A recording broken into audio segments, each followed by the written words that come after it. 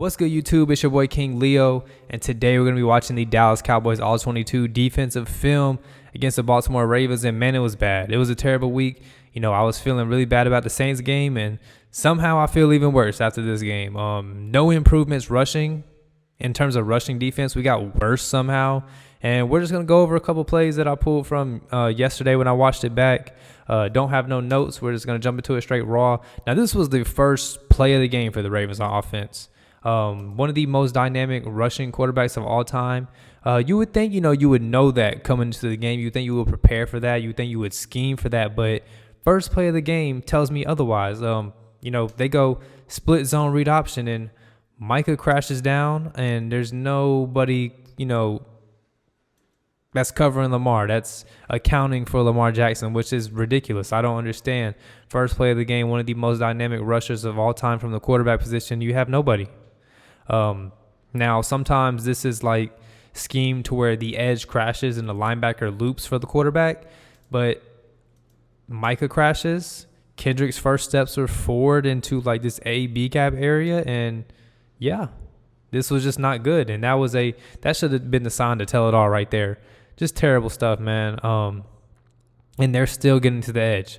We're still having a problem defending the edge in the run game. Also, nose tackles, just overall, we're just defending the run, had no fixes from week 1 to week 2, and that's very, very concerning because we let Dan Quinn walk, brought Mike Zimmer in to fix stopping the run. We haven't been able to stop the run for 3 or 4 years. Since Van Der Esch and Jalen Smith were in their primes, both young, both knocking heads off, we've not been able to stop the run. Hot boys, that was what our defense was called. DeMarcus Lawrence in his prime, obviously, but it's just bad, man. DeMarcus Lawrence, the edge defender here, he's crashing all the way down, and I don't understand why. I do not. There's no edge containment. Overshown misses the tackle.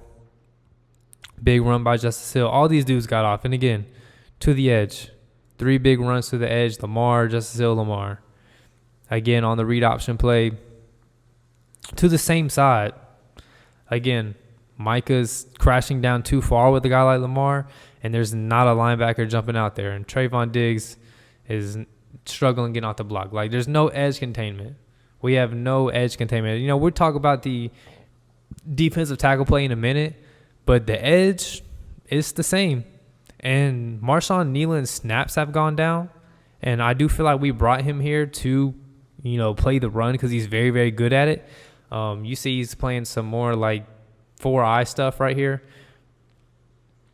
But, there's some good things. Michael Parsons, man, I think Micah's the best rusher rushing over the center. It's just there's nobody that can match his quickness. You just see his Euro jab step, shakes Linderbaum out of his shoes, and then just closing speed. Lamar gets this out still.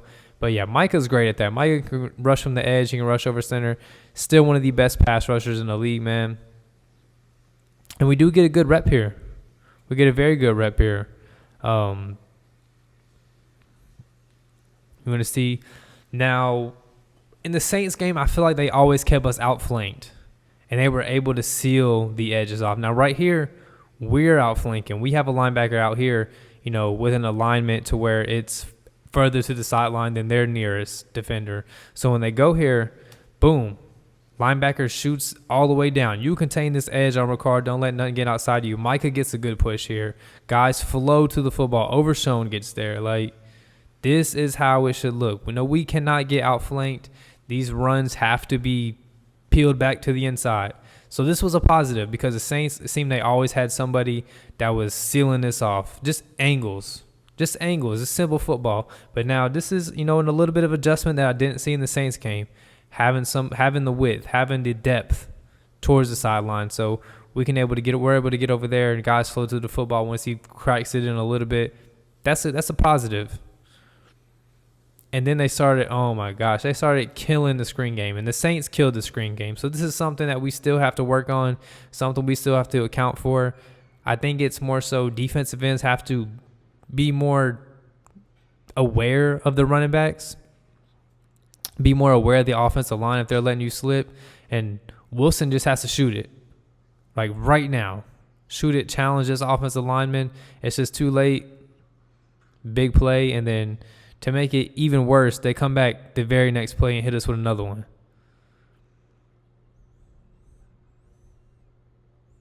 Just not good, man. We have to figure this out, man. We have to figure this out. And right here, I'm going to give Bateman his props here. This is a very, very good route. So Bateman, right here, he's going to run like this little dagger, crosser, whatever you want to call it.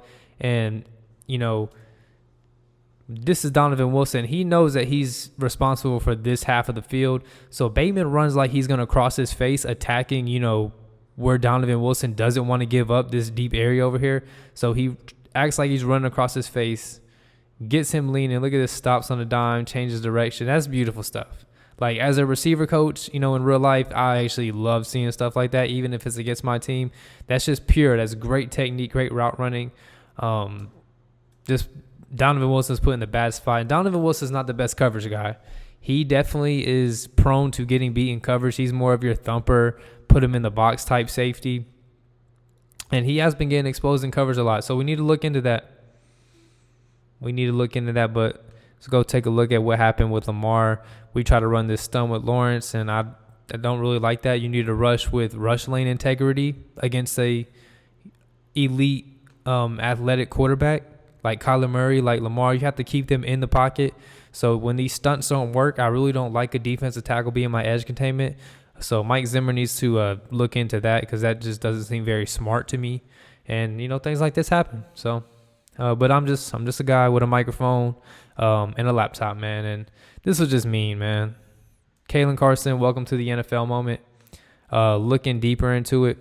Actually, I'll let it play out so I can get the other angle. But yeah, that was Kalen Carson's welcome to the NFL moment. He's had his ups, he's had his downs certainly, but at least he's trying to be tough and make them plays in there. Mozzie just gets cleared out of this hole. Now, I don't think Mozzie had the worst game. I think Mozzie had the best game out of the defensive tackles that we have.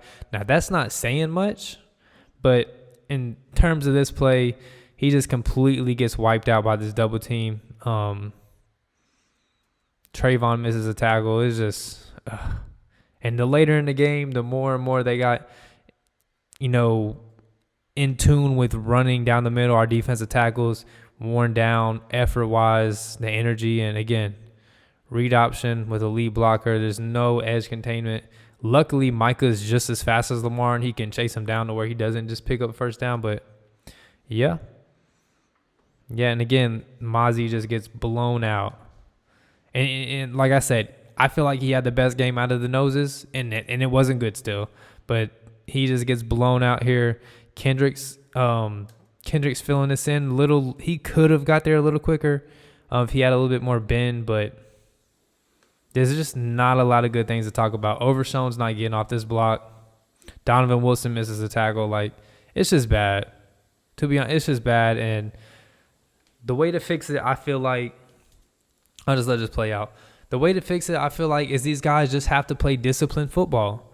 Nobody can try to just go on and get their stats, get a crazy play in the backfield. Like, we have to play disciplined football. Everybody has to play together as one unit. Zimmer has to have these guys believe in. These guys got to believe in Zimmer. They got to lean on the coach. That's what they have to do. Just do their jobs. They have to communicate in the locker room, man. Like, the body language and the communication on the sideline is terrible right now. These guys are arguing on the sideline. It's one thing to communicate, but it's another thing to argue and, you know, be very, very, like, upset with each other when nobody's doing anything good. So we'll see. We have hopefully a get-right game against the Giants on Thursday.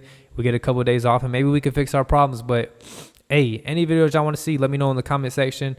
If you got this far, make sure you like, subscribe, comment. Go follow me on TikTok. We go live 3 times a week. Until then, peace, man.